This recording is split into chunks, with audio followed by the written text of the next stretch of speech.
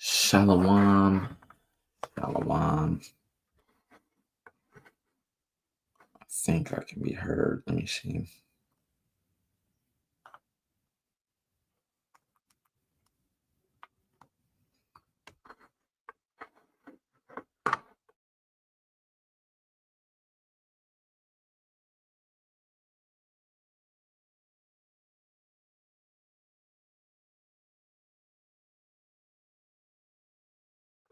Okay.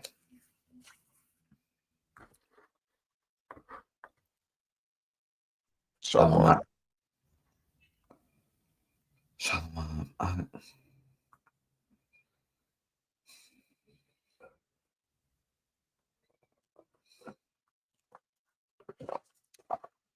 So, let me get into it. First and foremost, I want to give all praises, all honor, and all glory to the Most High God Yahweh, by Hashem Hamashiach Yahushua. To open up, we will be going into some laws. Shalom, Zion. We'll be going into some laws. Zion, just so you know, I sent you the link just in case if you wanted to come on. You don't have to, but just in case if you did want to come on, that's what that's for. But I'm gonna get into the laws about the king before we get into our main lesson. Get into the laws about the king and maybe another set of various laws, because it's always good to go over the laws and touch back up, right? Make sure you're not rusty with them. Because this is the thing that we're supposed to follow, right? The Most High God isn't like America, right? Here in America, you're told you have to keep the law, and they don't teach you it. They don't teach you the law in school. They don't teach you the law anywhere, but you're expected to uphold it. You're expected to uphold the law. That's not how the Most High God works, right? He commands us to learn the law, study the law, meditate on the law, search it out. We had schools where they were teaching the law. He's not like America, where they prey upon your ignorance. They prey upon your ignorance and you get caught slipping up. Next thing you know, hey, it's either a fine or some jail time, right? The Most High God is not like that. So it's always good to know the law. The first law, it says not to curse a ruler, that is the king or the head of the college in the land of Israel. So not to curse the ruler. And I believe I'm familiar with this verse. I think, let me see.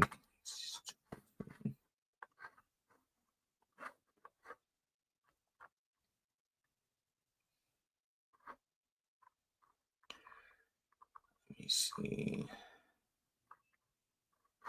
I think it's going at the, okay, I was at the wrong spot. Boom, right here. Verse 28. Thou shalt not revile the gods, nor curse the ruler of thy people. If you're still in Christianity, you're not going to understand this. If you're in Christianity, you're not going to understand this. It says, thou shalt not revile the gods, nor curse the ruler of thy people. I remember one time I was having a conversation with this gentleman, and I told him that we are gods, and he disagreed. And he said, no, you're not gods. That's idolatry. I said, okay.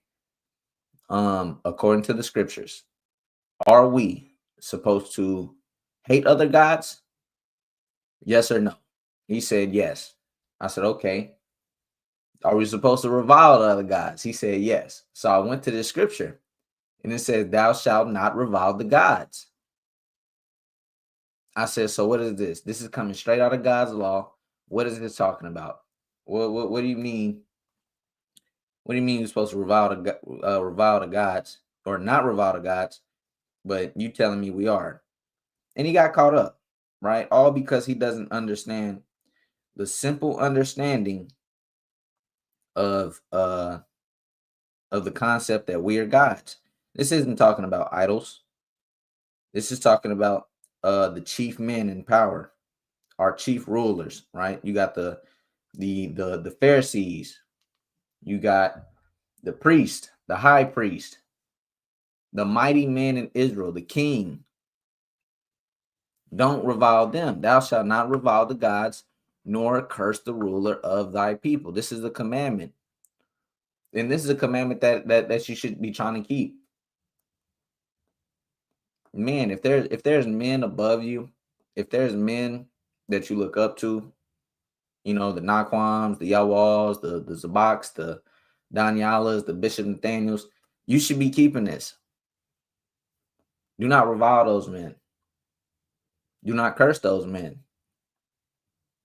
Right? To a certain extent, they are rulers of our people. They're leaders. So you should be keeping this commandment, right? It says to appoint a king, Deuteronomy 17 and 15. Let's see what this is talking about. Deuteronomy 17, 15. Boom, I'm going to start at 14. When thou art come unto the land which the Lord thy God giveth thee, and shall possess it, and shall dwell therein, and shall say, I will set a king over me, like as all the nations that are about me, thou shalt in any wise set him king over thee, whom the Lord thy God shall choose. One from among thy brethren shalt thou set king over thee.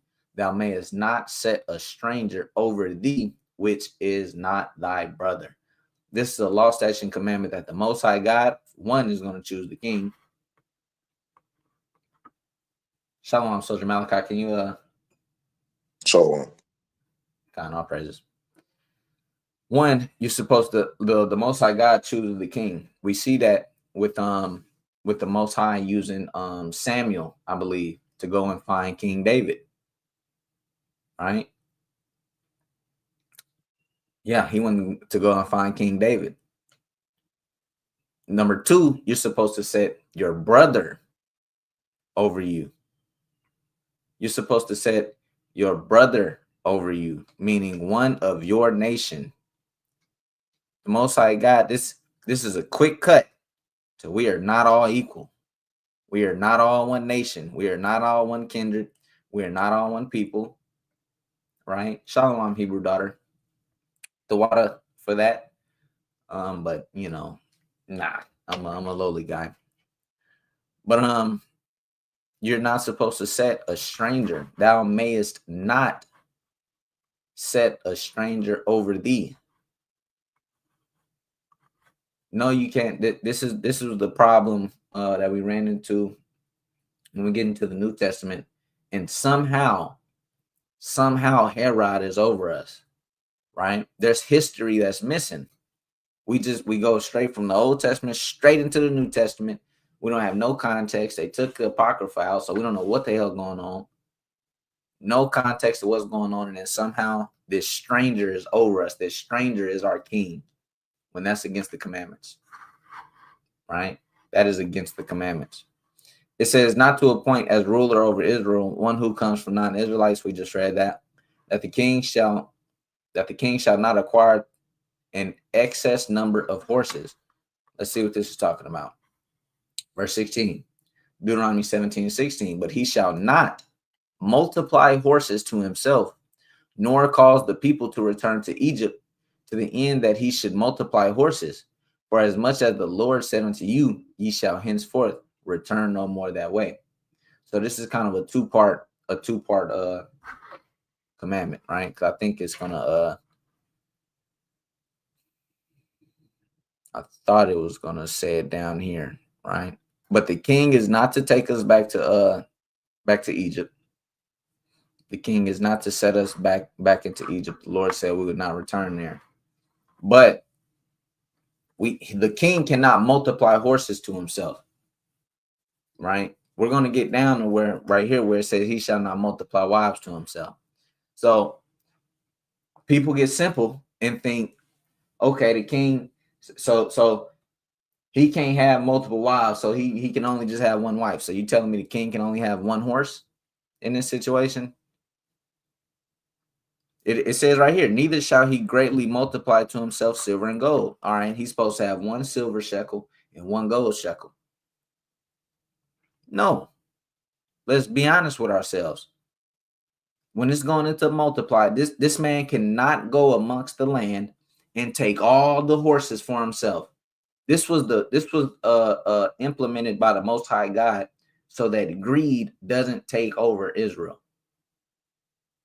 So that one greedy king does not ruin Israel. He's going throughout the land. He's grabbing all the finest horses. He's kind of going door to door. I want her, bring her. I want her, bring her. I want her, bring her. I want her. And he's accumulating all the women. Now you got brothers who can't get married. This brother has all the horses. He has all the money. Now the economy's going down because everything is his now. Everything belongs to him. No. The Most High God implemented, his law is perfect. His law is this is why when you get into Christianity, it don't make sense with the scriptures. These laws are too hard to keep. This is a just and moral law, that the king shall not multiply horses to himself, that the king shall not multiply wives to himself, that the king shall not greatly multiply silver and gold to himself. This is practical. This is practical. He cannot sit up here and have everything to himself while his people has nothing. Because some men are search to do that. Some men seek out to do that. They become king, and now everything is theirs. They send their mighty men down there to go get it. And that's what they're going to do. Right? Verse 18, it says, and it shall be when he sitteth upon the throne of his kingdom, that he shall write him a copy of this law in a book out of that which is before the priest and the Levites. My bad. The priest, the Levites. This is what I was talking about early on. The Most High God is just. He's not going to put you in a position where you don't know the law. No. Go write out the law. Go make a copy of the law. Go get you a copy of the law. It's not like America where you're expected to uphold the law when you don't know anything about it. They don't teach you anything about it. They don't say anything about it. You're expected to uphold the law, but no one teaches you about it. You have no background information, nothing. You just go out into the world. Oh, you can't do that. It's against the law. Damn. They prey on your ignorance. The Most High God commands us, right? He commands us to learn his law. And to the king that he should he should write out a copy of the law. This is how serious it gets, right? So we pretty much went over the rest of these. They broke it down into a couple of different sectors or whatever you want to call it, right? Let me see. I think it was one that I wanted to go over. I think it was about land. Let me see. We had one of the Akim tell us the other day, kind of didn't know what a certain thing was going into until we went over it. Let me see if I can find it.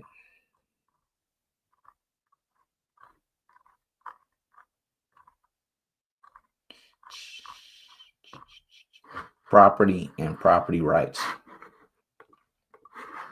Property and property rights. Let me see. I want to see what they got in this one because I read it.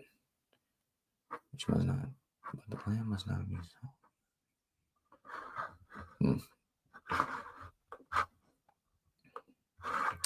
So first one is to not sell a field in the land of Israel in perpetuity. In perpetuity. I'm gonna get one of y'all active.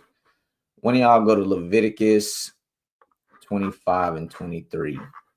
Somebody grab Leviticus 25 and 23.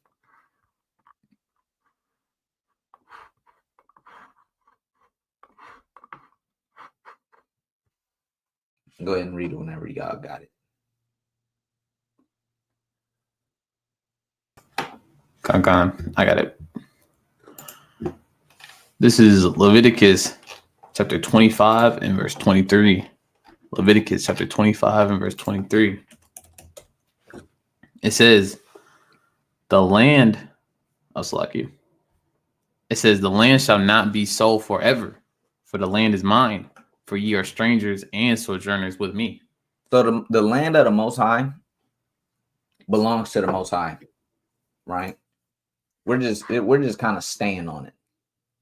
So there's certain requirements that you must follow on his land. Like this one, the land must not be sold forever, right? There's certain things you got to follow on his land that we are about to get into, right? Let me see. Not change the camera.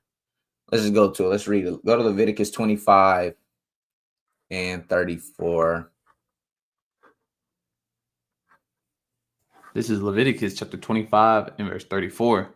But the field of the suburbs of the cities may not be sold, for it is their perpetual possession. Start at verse 32. Yes, sir. This is Leviticus 25 verse 32. It says, notwithstanding the cities of the Levites and the houses of the cities of their possession may the Levites redeem at any time. Come on. If a man purchase of the Levites, then the house that was sold in the city of his possession shall go out in the year of Jubilee. For the houses of the cities of the Levites are their possession among the children of Israel. So the Levites have special things set up, right? Because the Levites were not given a specific portion of land, right? They have special requirements set up for them. So they have little sects in each and everybody's land. They have a portion in Judah's, they have a portion in Ephraim, they have a portion in Naphtali's. So they have these little things, right? So if their city or whatever thing they have is sold in that time period, after 7 years in the time of Jubilee, is given back to them, right? Verse 34 says, but the field of the suburbs of their cities may not be sold, for it is their perpetual possession. So they can't sell that part. It's not for sale. Why? Because the Levites are there to do a certain work. They have to do a certain work that's of God. So you need them in each and every one of these parts of the land. Again, this is practical stuff. This is practical stuff. The Levites, the priests, they are there to do the sacrifices, basically the ministry of the Most High. And if you want them to do their ministry, they can't be coming from a far journey from a strange land and make these sacrifices daily. The Most High is he's not getting down with that. They're going to be right here within your land. Right? Real practical stuff. Mahar, I know you know some stuff about this, about property and these laws as well. So if you got anything, go ahead and just speak up at any time. But let me see. Leviticus 25. The houses sold within a walled city may be redeemed within a year. Let me see what this is talking about. Leviticus 25.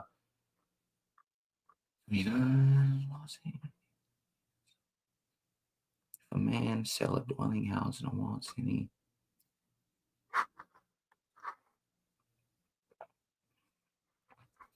Go to Deuteronomy 19:14.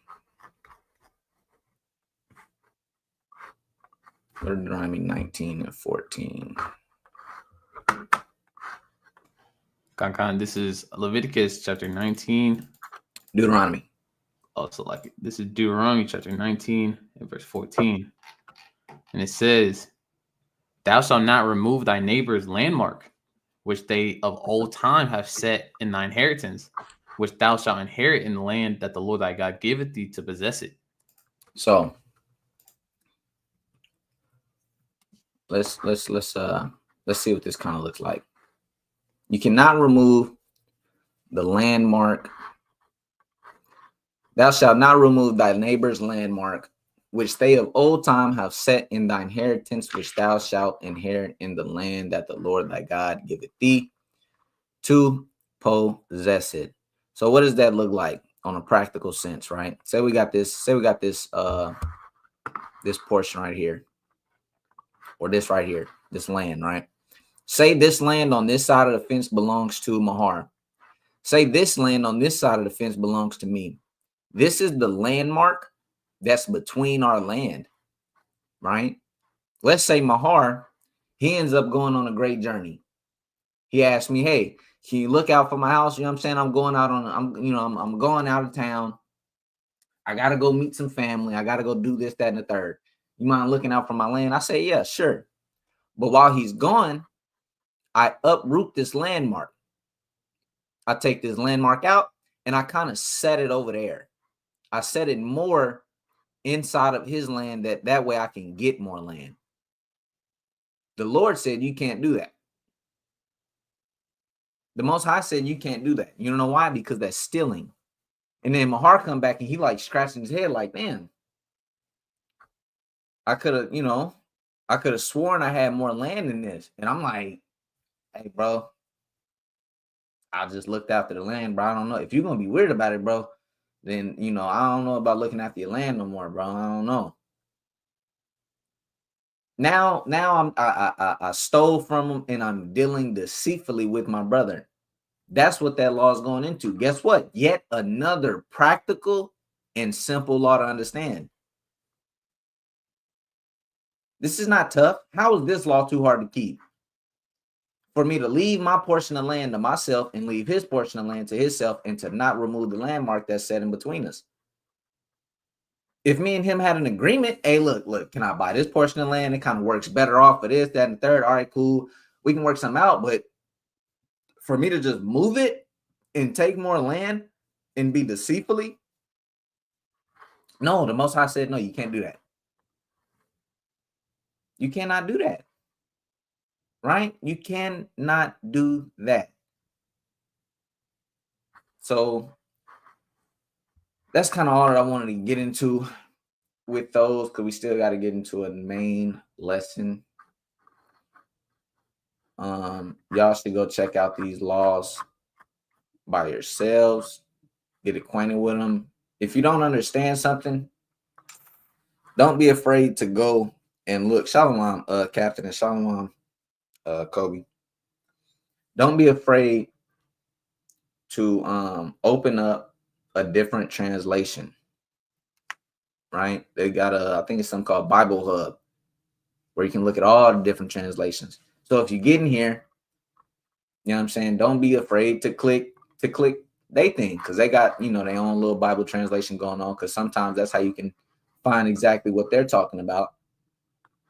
So don't be afraid to get on here and get to doing some dirty work and learning the Most High God's law. The time, seasons, dietary laws, business practice. We had business practice. All of this stuff is practical. These laws were given to govern our people. That's all it was. It's nothing mystical about it.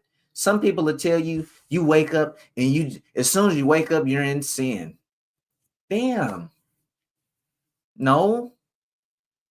Look at this law. Not to delay payment of a hired man's wages. Simple stuff. That's not to possess inaccurate measures and weights. That's what it is.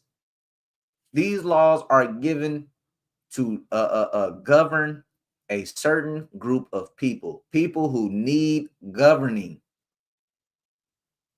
This isn't mystical stuff. It's not mystical, spooky stuff going on in here. You don't got to be scared. You don't got to be, like, I'm gonna find something I just can't keep, and no, just Just go in there and read it. Property and property rights, criminal laws, punishment and restitution, prophecy, idolatry and idolatrous practices, agriculture and animal husbandry, clothing. This is practical stuff. Do not let some Christians who never read the Torah tell you you can't keep it and you're gonna sin. You sin every day and it's just too what? Don't do that. Just go in there, go on the Torah, go check it out, and see how practical it is for you to keep. Right? So let's get into our original main lesson, which is Maccabees, right? I'm kind of thinking I might not go with the video. I was thinking about going with the video, but we might just end up reading 2nd Maccabees chapter 2. Mahar, which one do you think is better to read? 2nd Maccabees chapter 2 or the I think it's 1st Maccabees 4? I'm more familiar with 1st Maccabees chapter 4, but I don't think you can miss either way, honestly. Yeah, because I seen the 2nd Maccabees was going into Jeremiah and Nehemiah and them. This one kind of starting off with the current stuff. So we probably just gonna read into this joint. Brothers, if y'all got any points, just say Salakia, and then I'm gonna finish my point. I'm gonna pass you the mic. Y'all can throw out precepts. You know what I'm saying? But one of the mighty soldiers, when we start this bad boy off, 1st Maccabees chapter 4, verse 1. Yes, sir.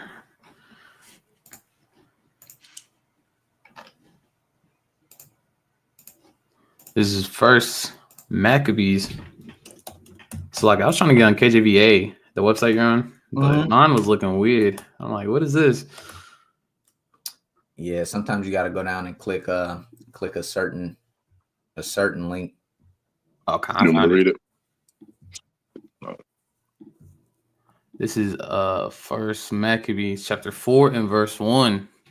It says, then took Gorgas 5,000 footmen and 1,000 of the best horsemen and removed out of the camp by night, to the end he might rush in upon the camp of the Jews and smite them suddenly.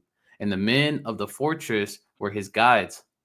Now when Judas heard thereof, he himself removed, and the valiant men with him, that he might smite the king's army, which was at Emmaus, while as yet the forces were dispersed from the camp. So real quick, we already got into it a little bit. This is why we originally used kings and generals as a reference to help you whenever you're learning about Hanukkah, because they give you a visual of all of this that's taking place. Not everything, because Maccabees is pretty big, but they give you a great visual of a lot of stuff, a lot of battles that's taking place, because there are a lot of battles that's going on in Maccabees. There's a lot of fights, and you kind of have to familiarize yourself with these certain men, with these certain names, what their rank is, what their position is, why do they want to do this, what are they. You got to remember these things. Then you got to remember Mattathias, and you got to remember his sons, and what happened to Mattathias, and what son came up after him. You got to really turn your reading comprehension up when it comes to Maccabees, because a lot of this is dealing with history, right? But let's go ahead and keep reading.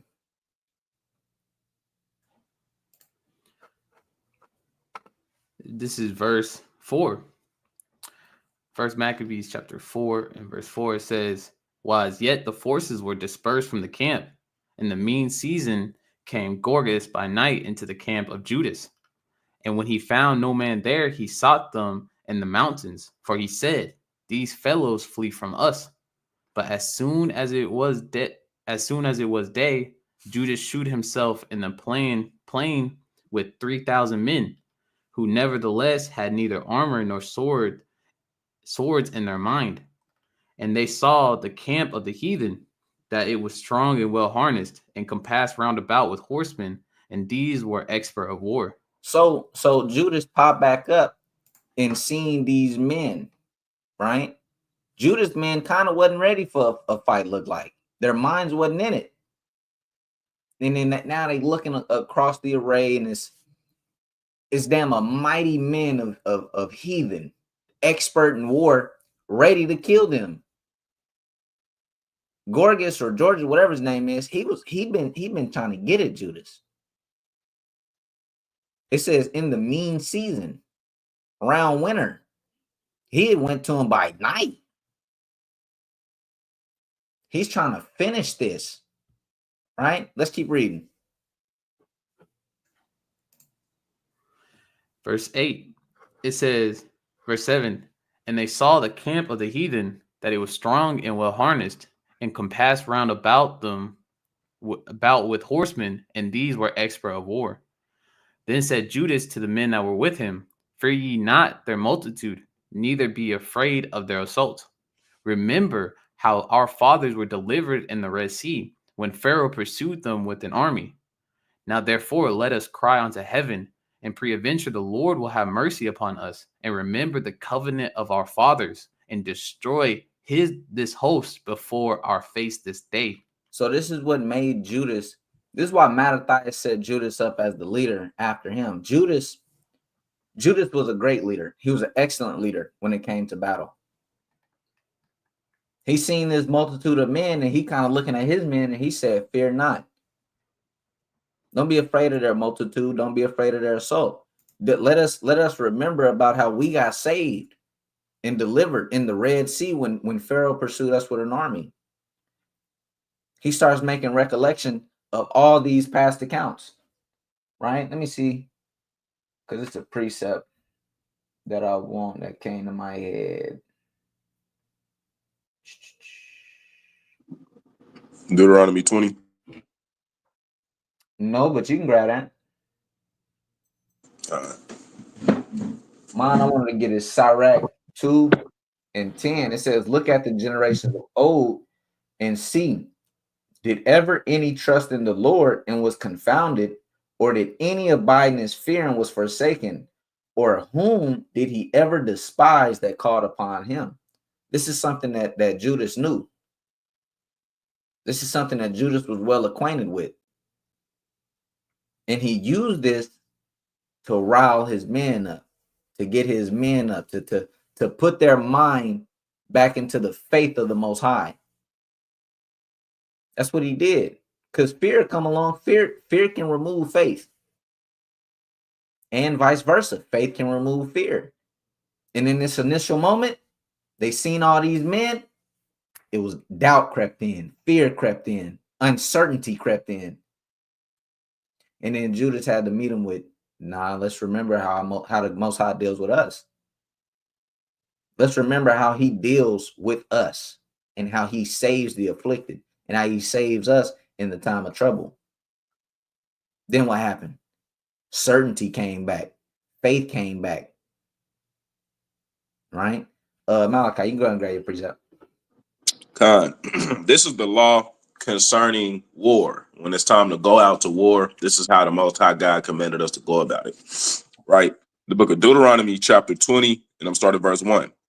When thou goest out to battle against thine enemies, and seest horses and chariots and the people more than thou, be not afraid of them, for the Lord thy God is with thee, which brought thee up out of the land of Egypt. So when you outnumbered, right, when you outgunned, so on and so forth, don't be afraid of them, because the Lord is with you, right?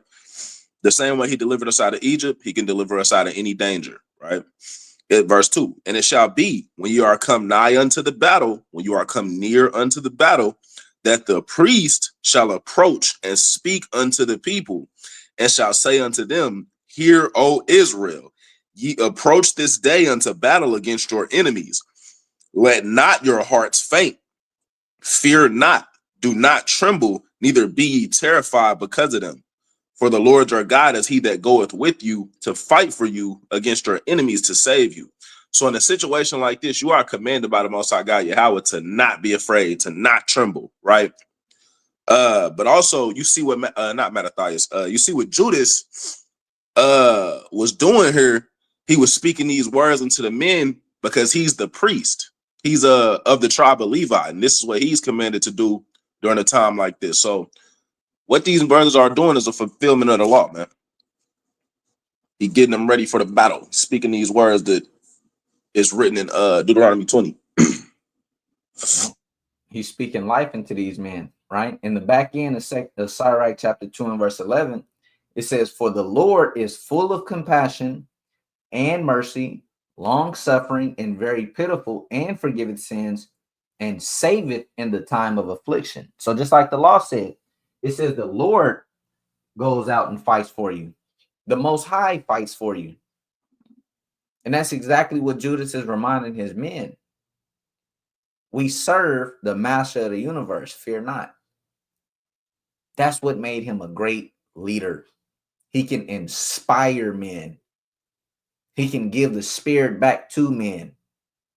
Those who were faint-hearted for a split second, he can put them back into remembrance of who they are and who they serve.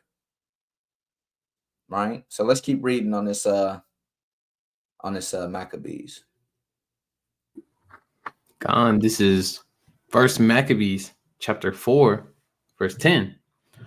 Now therefore let us cry unto heaven, and peradventure the Lord will have mercy upon us, and remember the covenant of our fathers, and destroy this host before our face this day. So, and that so all the heathen may know that there is one who delivereth and saveth Israel. Then the strangers lifted up their eyes and saw them coming over against them. Therefore they went out of the camp to battle, but they that were with Judas sounded their trumpets.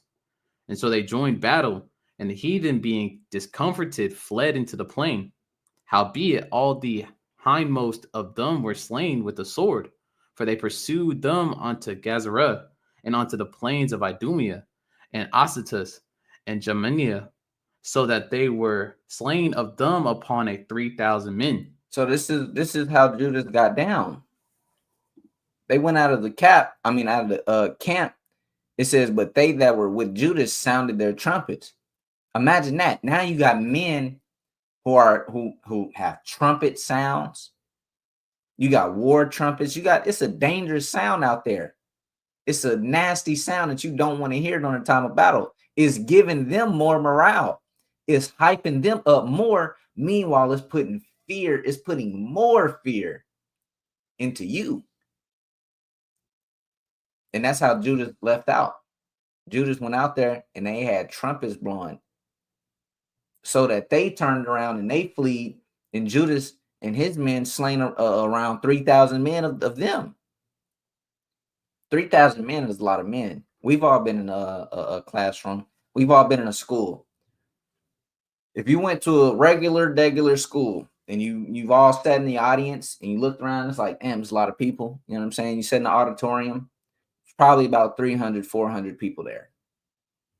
Right? Maybe 5. Depending on what school you went to, it may have been 6, 7, 8.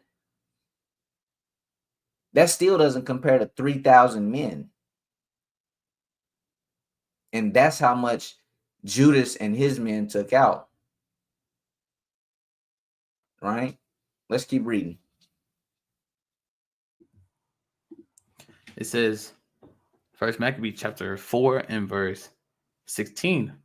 It says, this done, Judas returned again with the host from pursuing them, and said to the people, be not greedy of the spoil, and as much as there is a battle before us, and Gorgas and his host are here by us in the mountain. But stand ye now against our enemies, and overcome them, and after this ye may boldly take their spoils. So Judas saying, hey, look, don't be too hasty. Be not greedy of the spoil, because we still got a fight in front of us. We still have a fight in front of us. Me, Mahar, and Malachi, we was looking at Genghis Khan in one of his quotes. And one of his quotes was, What was it? He said he doesn't like materialistic stuff. He said men tend to forget their vision when they have goodly clothing, beautiful women, great gain. They forget their vision when they have all of that. And we see that Judas was on the same kind of time. Hey, look, we can't get these spoils right now. Some men were probably like, shit, I'm finna go hit this. I'm finna go hit this house up right here. See what I can, find in there. Dude, it's like, whoa. We still got something to do. We still have business to handle. After we do that, because we're still at a fight. After we finish them, hey, boldly take the spoils. Boldly take the spoils. But right now we have business to attend to. And that's how some of us got to be.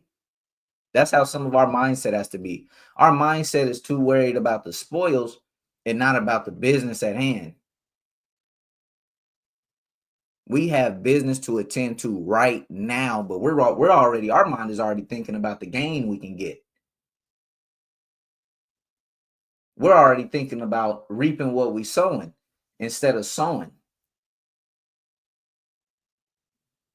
Some of us ain't out here sowing no more. We're not out here sowing the seed. We're not teaching. We're not doing the work of the Most High. We're kind of already thinking it's said and done, and it's kind of already over. And look at what Russia's doing, and everybody's told. No, it's still time on the clock. There's still work to be done.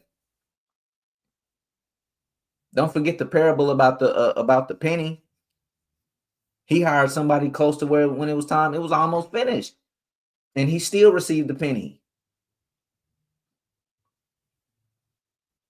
Don't get caught up in the spoils, man. Get to doing the work. Get to doing the work. There's still a battle in front of our face that we have to worry about. There's still an enemy in front of our face that we have to worry about. And when I say worry, I'm not talking about fearing. I'm talking about handling business, right? Soldier Malachi, let's continue reading. What verse we at? 19. Verse 19. As Judas was yet speaking these words, there appeared a part of them looking out of the mountain, who, when they perceived that the Jews had put their host to flight and were burning the tents for the smoke that was seen. Hold on, brother. You done hit me with a crossover, brother. What? Brother done put me on the mixtape, man. Where? Oh, I see. Talking When about, bro? bro did me crazy with the scroll. I didn't know where we was. Oh my! I didn't know you was looking right here. My Oh bad. snap! Nah, it's all good. Like, you So, read that again. verse 20. Who, when they perceived that the Jews had put their host to flight and were burning the tents for the smoke that was seen, declared what was done. When therefore they perceived these things, they were sore afraid. And seeing also the host of Judas in the plain ready to fight, that's a scary sight. They fled everyone into the land of strangers. So you see now the tables are turned. The tables have turned. And they looking at Judas and his men burning shit down and all hell. You got these brothers are ready to fight now. They're coming at you, yelling, screaming. They all got beards. These ain't soft men that we got today, right? These ain't soy boys. These is real men. These is real men with big swords and shields and bucklers ready to kill. That's a nasty sight. Like Malachi said, that's a scary sight. They're all kind of yelling. Some of them screaming, Yahweh Shem Shah. Some of them screaming for David. One of them out there because he's a psychopath. I'm gonna just be honest. There's some men that go to the army. Not some. If you look it up, the most psychopaths are in the army. I'm gonna be honest. That's where they can go and destroy stuff. Some brothers out there is just blown out crazy. And it's like, nah, we gotta flee, bro. We gotta go. We gotta get out of here. Okay, we can't keep fighting these men. We gotta go. All right. Hey, look, Go ahead. you kind of you kind of see what they doing. You kind of peeking from the mountains. Then you see big mighty brothers. They kind of turn their head. They looking at you. They start pointing. They start charging at you. Brothers running 4 flats. brothers getting to you quick. That's nasty work. Big mighty men. Oh my God. It's over, man. Please. You got about 8 Ray Lewis sized brothers coming at you. Go on. Let's keep reading. God. It says, verse 23. Then Judas returned to spoil their tents. So like it. Then Judas returned to spoil the tents, where they got much gold and silver and blue silk and purple of the sea and great riches. After this, they went home and sung a song of thanksgiving and praised the Lord in heaven, because it is good, because his mercy endureth forever. No, not the Thanksgiving that they celebrate in Babylon, right? This is a righteous song of thanksgiving, y'all. Man, if anybody got that mixed up, you're in the wrong spot. You gotta say stuff. Some stuff you think you don't gotta say, you gotta say it. Y'all need to go tune in to ISUPK. Go watch General Yana. You in the He wrong. gonna get you. He gonna get you right. He's gonna get you right on time. Because if you thinking this is that, if you trying to conflate this with that, look up ISUPK, man. Go to Cross the Line Radio and you go ask them if this is what that's talking about. Yeah. Because this ain't that. Right? Right. Let's keep reading. Verse 25. Thus Israel had a great deliverance that day.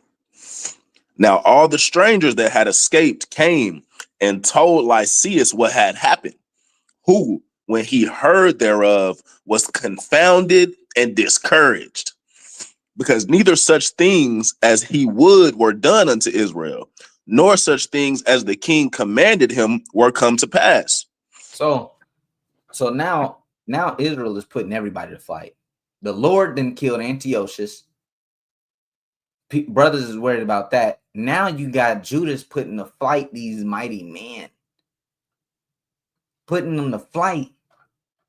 And they getting word back like, this wasn't supposed to go like that. What happened? What happened to the plan? What happened to this? What happened to that? It's not going. And you got Judas and Israel gathering all the spoils up. Getting great gain. Let's keep reading. It says, the next year, verse 28, the next year, therefore following Salakia. The next year, therefore, following Lysias, gathered together 70,000 choice men of foot and 5,000 horsemen, that he might subdue them. So now he's trying to get his get back. Let me grab some men. Right? Let me get some men together to go get at this guy. Let's keep reading. It says, so they came into Idumea and pitched their tents at Bethsura, and Judas met them with 10,000 men. Judas met them with 10,000 men. You gotta imagine that. 10,000. Let me see if I can search this up. Army of 10,000. Let's see what this looks like. Let's see what this. Let's just try to get a visual, right? It's gonna look something similar to this. It's just a wide band of men. Look at this. Look at that. Look at that. Look, that's nasty work. That's nasty work right there. This is what Judas met him with. Of Israelites. Brothers. Men who are ready and made it up in their head that they finna go and fight and win. Y'all know how Esau, they'll kind of hype you up and they'll be like, today we die. Man, look, we finna go win. That's how Israel was getting down. We're finna go out here and we gonna win. Met him with 10,000 men. Nasty work. Let's keep reading. It says, verse 30, and when he saw that mighty army, he prayed and said, blessed art thou, O Savior of Israel, who didst quell the violence of the mighty men by the hand of thy servant David, and gavest the host of strangers into the hands of Jonathan, the son of Saul, and his armor bearer. Shut up this army in the hand of thy people Israel, and let them be confounded in their power and horsemen. So immediately, what did Judas do?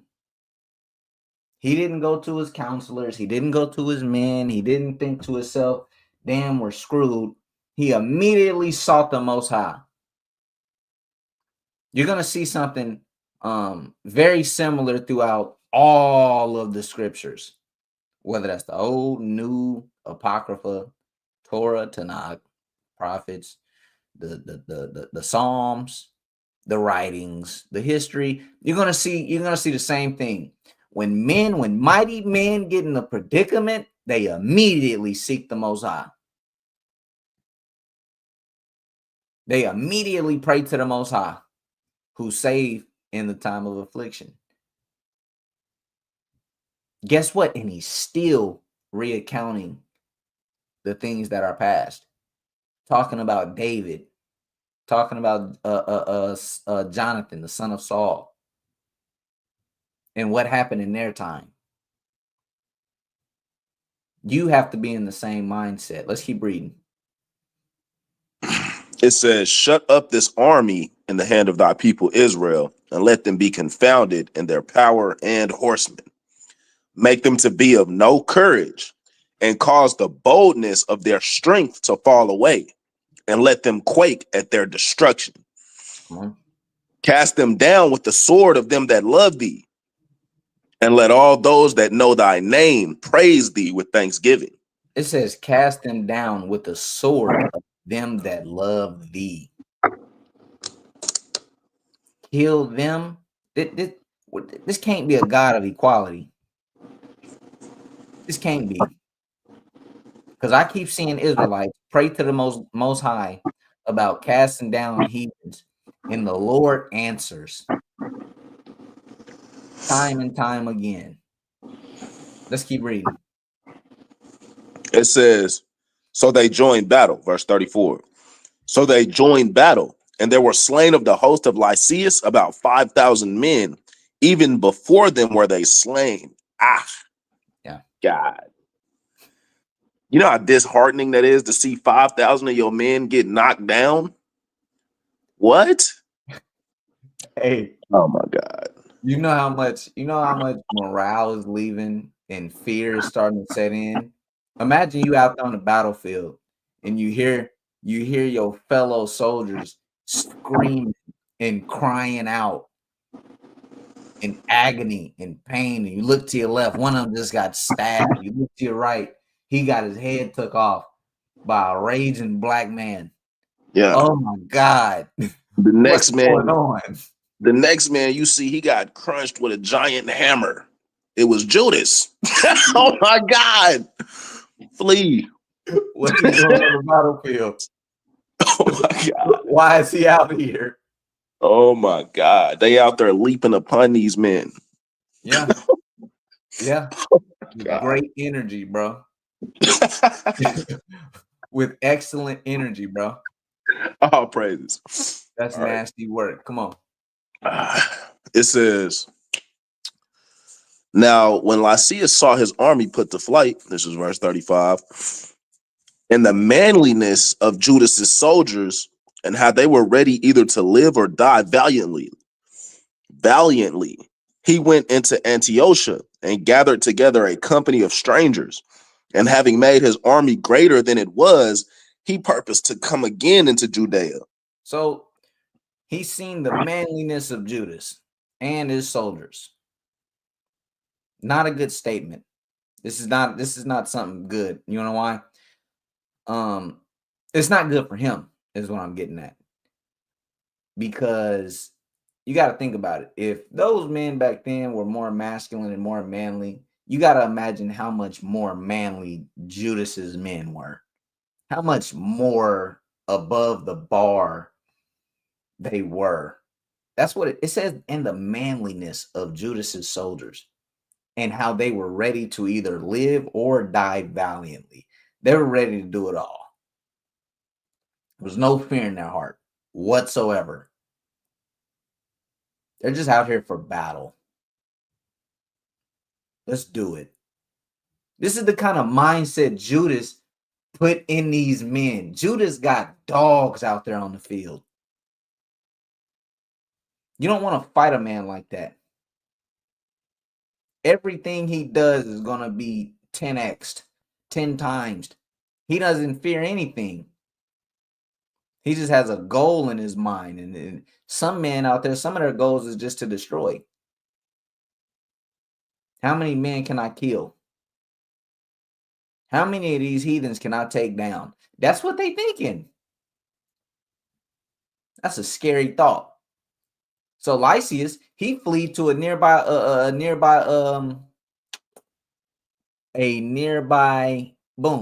spot, Antiochia, and gathered a company of strangers, man. He trying to up his men as much as he can. He's really trying. Let's keep reading. It says, verse 36. Then said Judas and his brethren, behold, our enemies are discomfited. Let us go up to cleanse and dedicate the sanctuary. Upon this, all the host assembled themselves together and went up to Mount Zion. And when they saw the sanctuary desolate and the altar profane and the gates burned and shrubs growing in the courts as in a forest or in one of the mountains, yea, and the priest's chambers pulled down, they rent their clothes and made great lamentation and cast ashes upon their heads. So this is what Hanukkah is about. Dedication, the rededication of the temple. Judas, notice how they're discomfited, they're fleeing. Cool. Let's go back to cleanse and dedicate the temple. This was the mission in hand. The temple was so bad, it was shrubbery growing. You know, you got some plants and vines and leaves growing across the wall. It's not in the same glory as it once was because it's been defiled by these damn heathens. Right? Let's keep reading. Verse 40. Verse 40. And fell down flat to the ground upon their faces and blew an alarm with the trumpets and cried toward heaven. Then Judas appointed certain men to fight against those that were in the fortress until he had cleansed the sanctuary. So he chose priests of blameless conversation, such as had pleasure in the law. So Judas had to make a lot of decisions. Look, y'all go fight these men over here, handle them. Right? They already got fear in their heart. We already got some men on fire. Go handle that. Then he had to find the priest of blameless conversation, meaning a blameless lifestyle. Remember, that's probably not an easy thing. You had a lot of wicked priests. You had a lot of wicked men. A lot of men who wanted to go after Greek fashion. So he probably chose men that roll with him. Such as had pleasure in the law. He'd seen their works. I seen you teaching nonstop ever since we left. I seen you making prayers. I seen you do all of that. Man, come with me, man. I need you to come with me. All right, let's keep reading. Verse 43. Verse 43, Salakia. That's another beautiful example of order in the congregation, of order in the church amongst the Israelites.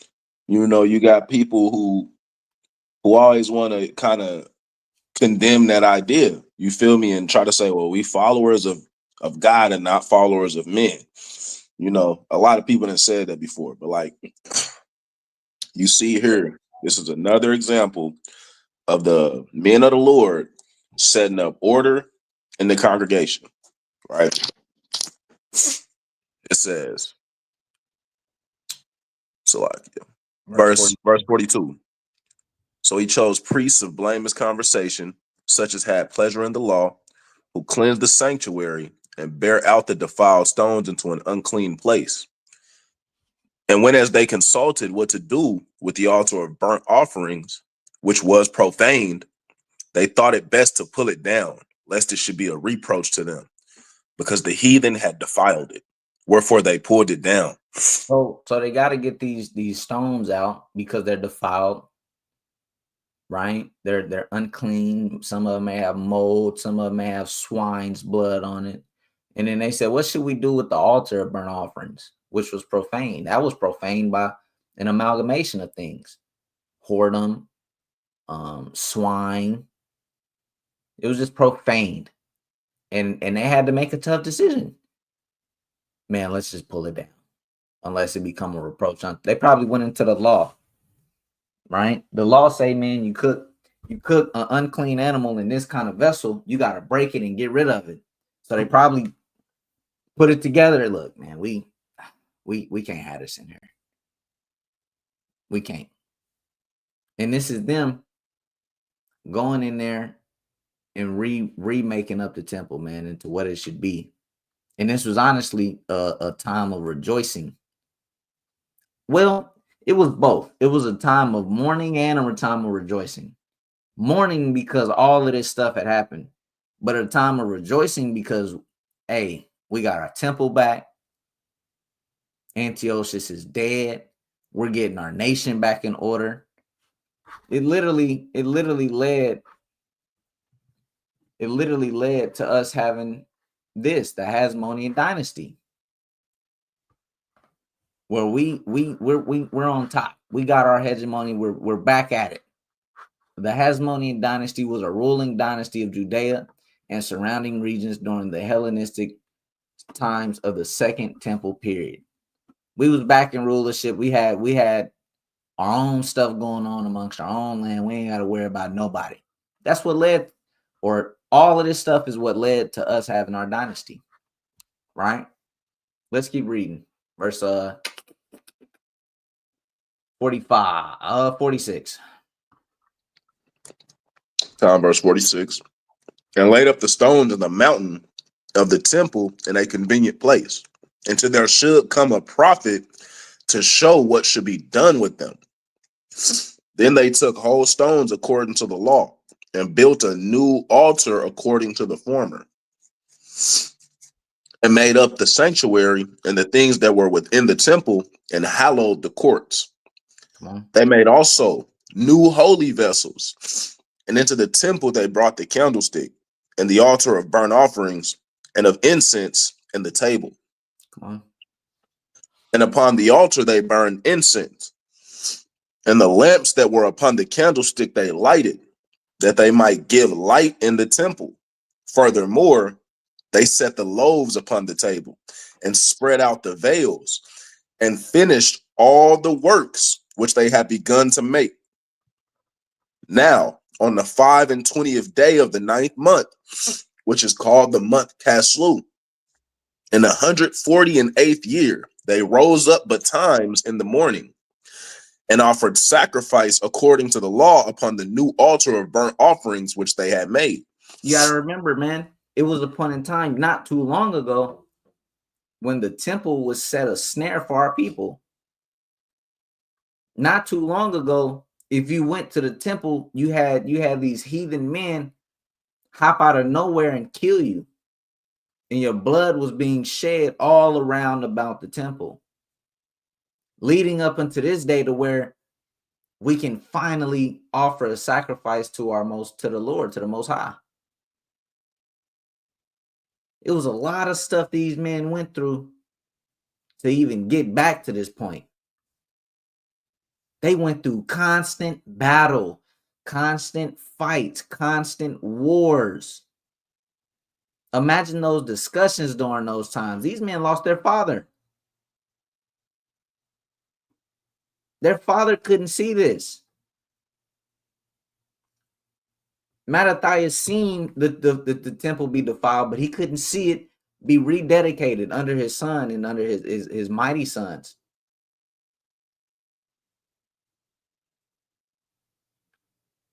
This was a lot of stuff that happened during this time. And sons had to become men. They had to gird up their loins with strength, and they had to become leaders. Leading all the way up until now, they can sacrifice upon the new altar which they have made, something they long to do. This is men who want to serve God. How bad do you want to serve God? How bad do you want to get right back to what we used to do? Me and Mahar was talking the other day. People complain about how you can't keep the Sabbath, it's too hard, so on and so forth. On holidays, during Thanksgiving and Christmas, everything shuts down. It's so hard to get into anything. You can't get into anything. Imagine if they did that for the Sabbath day. Imagine. I'm chilling with Malachi and on Thanksgiving, and it's just a normal day to us. We bored as hell. The city was shut down. There was literally, you couldn't go to a Walmart, a Reese's. We were just trying to get some pizza, bro. We tried Pizza Hut, Domino's, everything, bro. We couldn't get nothing shaken. Nothing. That's how it should be on the Shabbat, man. That'd be beautiful. That would be amazing. How bad do you want to get it to where it's like that on the Shabbat? Everything shut down. You just got to congregate with your brethren, with your family. Right? This is what we need to be working back for. These are men that wanted to serve God so much they fought and died for it. When they had the liberty to do whatever the hell they wanted. They could have did whatever they wanted. They could have lived after their desires. They could have lived after their flesh, after their whatever. The same liberty you have today. You can live after your desires and flesh today. Do you want to do that, or do you truly want to serve the Most High? That's what it's about. He wants to see who's going to serve him. He puts you in the land of Babylon, in the land where you can do whatever the hell you want. He's trying to see, is he going to serve me? Is she going to serve me when they can do whatever they want? Who's really going to serve me? Who's really going to give up their emotion, their emotional attachments, whatever they were taught, raised up in here? Let's see how many of them are going to give that up to serve me.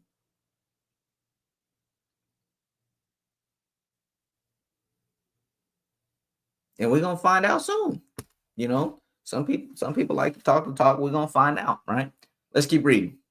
Go ahead and finish this out.